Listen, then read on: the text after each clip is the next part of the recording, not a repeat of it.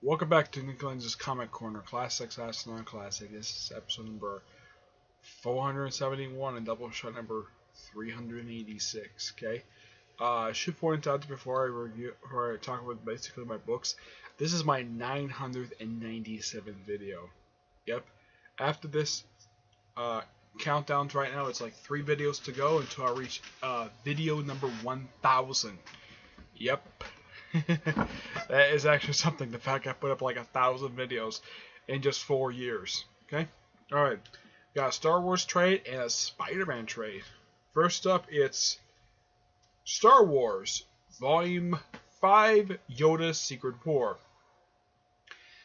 Basically, the present day stuff takes place definitely after episode 4, basically picking up like right after the events of 2 arcs back, of basically of what happened with C-3PO.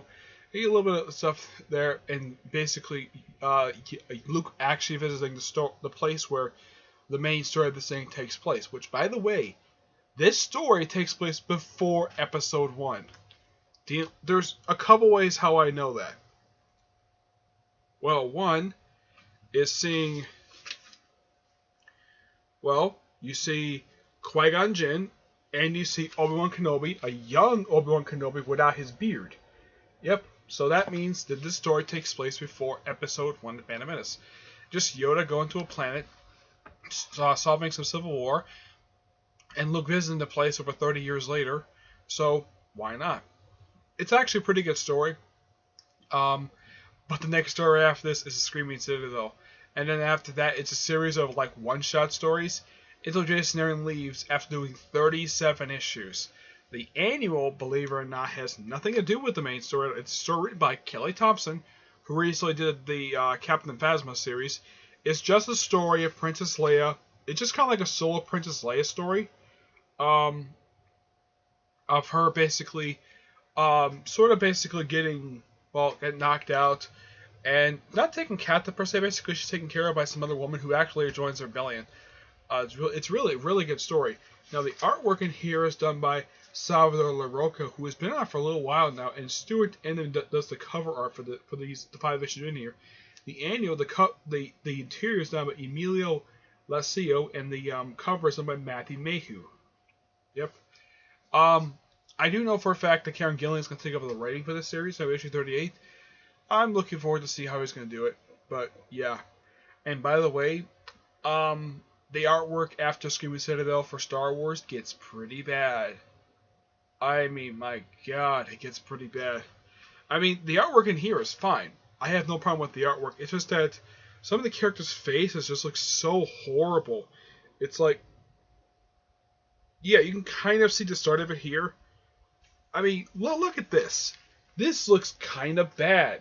But after this, it gets much more worse. It's like they drew the body of these characters really good, and just plastered, and basically it's like they glued the face from some other random photo on these characters. It looks pretty bad. I have no idea why the artist was doing that, but yeah, it's not too bad here. It kind of starts here, but the artwork does get a lot worse after this one. But I'm not much sure when. But the story in here is actually pretty good, and I'd give this book a 9 out of 10.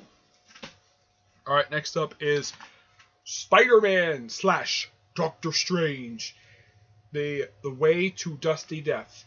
Now, this collects various different team-up stories that Doctor Strange and Spider-Man had over the course of, I'd say, almost a little over 40 years. You have Amazing Spider-Man Annual 2 and 14, Martin at number 21, 50 to 51, 76 to 77, and 80 to 81, along with at least 2 one-shots and a material from a issue of Mar Fanfare, issue number 6. The 2 one-shots are basically the title here, Spider-Man / Doctor Strange Way Dusty Death, and Untold Tales of Spider-Man Strange Encounter. Now, the Amazing Spider-Man Annual is obviously done by the original creative team, Amazing Spider-Man, Stan Lee and Steve Ditko. The 14th annual is done by Danny O'Neill and Frank Miller. I'm not kidding, it's done by those two. The Marvel team, I believe all of them are done by Chris Claremont. Let me take a look at this. Just want to be sure about this. Let's see. I just want to be sure here about this particular factoid. Let's see. I'm just making sure. Just make sure this is correct. Actually, no. Issue 20 was done by Lean Ween. Yeah, the light Lean Ween who just passed away just last month. Yep, he does this issue, but the rest of the issues are all the rest of our team issues done by Chris Claremont. But who does the one shot that has the name of this trade? Who does the Spider-Man / Doctor Strange Way Dusty Death? Now, this one is actually quite interesting. The writers, there's two writers. The writers are Roy Thomas and Jerry Conway, two people who have experience writing Spider-Man. That's somebody thinking, Roy Thomas has never written Spider-Man, never written the Amazing Spider-Man title. Yeah, he has. He wrote issue 101, and then Stanley took it back over. Jerry Conway, yeah. But Conway, as far as I know, has never written a Doctor Strange story. This is probably the only time he's ever written a Doctor Strange story that I could know. The artwork is done by Michael Barr. Yeah. The first Marvel Team Up story is done by Sal Buscema. And by the way, his artwork for the 1970s is a lot better than his artwork from the artwork he did. How should I put this? Yeah, his artwork is a heck of a lot better than is in the 80s and 90s. Look at his artwork. His artwork is really, really good. I mean, why couldn't he use this style in the 80s and 90s? His artwork got pretty bad by that point. Yeah, the Marvel Fanfare issue, issue number 6. The story here is done by Mike Burr and Sandy Putic. Yeah, Mike W. Burr basically is famous for creating the Outsiders, and he's done some other Batman work, but mostly he's known for creating the Outsiders. Noteworthy for creating characters like Geoforce, Katana, and several other Outsider characters. That's who does this one. Oh, and pretty much the first 4 stories in here, it's just Spider-Man and Doctor Strange team up to fight this guy here. This guy's name is Xanadu. I'm not kidding. That's really what this guy's name is. And he basically shows up whenever Doctor Strange does. Yeah. Here's Mike Burr's art. Mike Belair's artwork. It's actually really good artwork. It's very gothic in style. It's typical, basically, because when it comes to Doctor Strange, you gotta have weird style artwork. Recently, a good artist, an artist basically whose artwork perfectly fit Doctor Strange, was Chris Bachalo. A guy who sometimes basically I didn't think his artwork fit, but it fit in some of the books. The rest of the stories now, 50 is done by Bill Mantlo, with Sal Buscema still doing the artwork for this one. He does issues 50 and 51. He does issues 50 and 51 with Sal Buscema. Second one is done by Mike Esposito, but definitely the next 4 stories are done by Chris Claremont, with a guest star appearance by Miss Marvel, the original one, Carol Danvers. This is actually her more traditional costume when you think of Carol Danvers as Miss Marvel. Yeah, this is actually her second costume, but for some reason people refer to this as her Warbird costume. I have no idea why this is, but that's basically how some people at Marvel tend to think. Now here's the interesting thing. The artwork for these 2 stories are done by Howard Chaykin. Yes, Howard Chaykin. Let's see. Let's see. Trying to find the name here. Jay Ortiz. Let's see. I'm trying to find the name of this. The name of these people. Let's see. Ortiz. I don't know who these other 3 are, but Custom Ortiz. Let's see.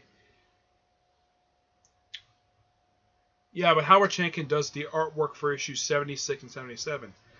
Yeah, it's just basically a 3-way team up between Doctor Strange, Miss Marvel, and Spider-Man. Yeah, and they take on a guy called Silver Dagger. Yep.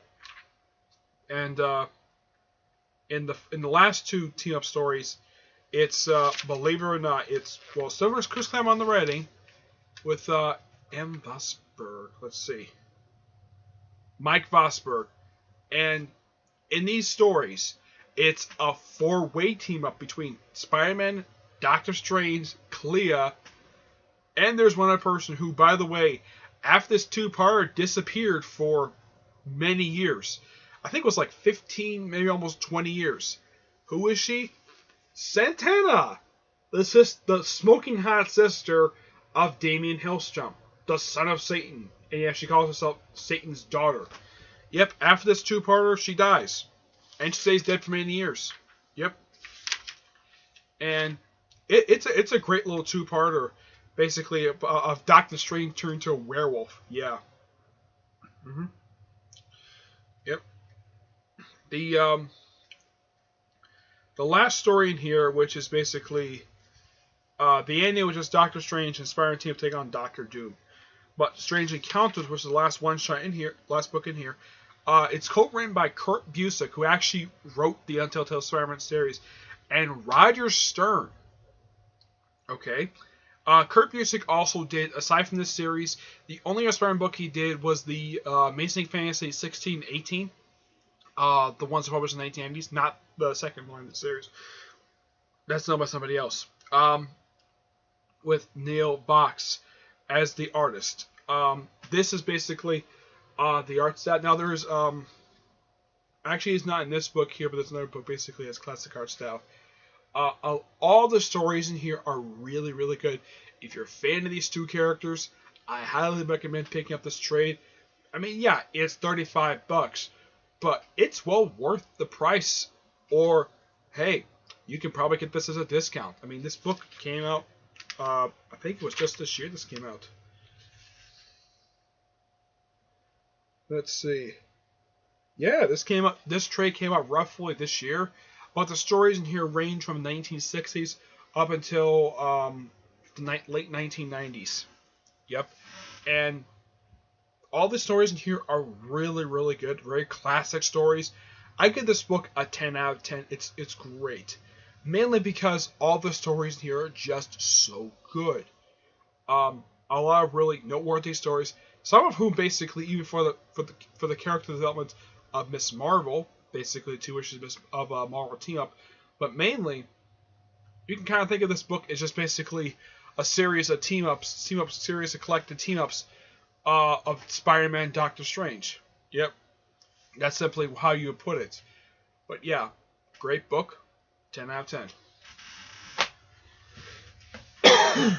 Alright, so that's it for this episode. Stay tuned for the next episode, which will be episode 472 and Doubleshot number 387. And that will be the 998th video. After I finish 1,000, I'll stop basically numbering how many videos, so like what particular video number it is. But just for right now, because I'm getting so close to 1,000, yeah, I figured that why not do that, okay? But until then, I will see you there. Bye.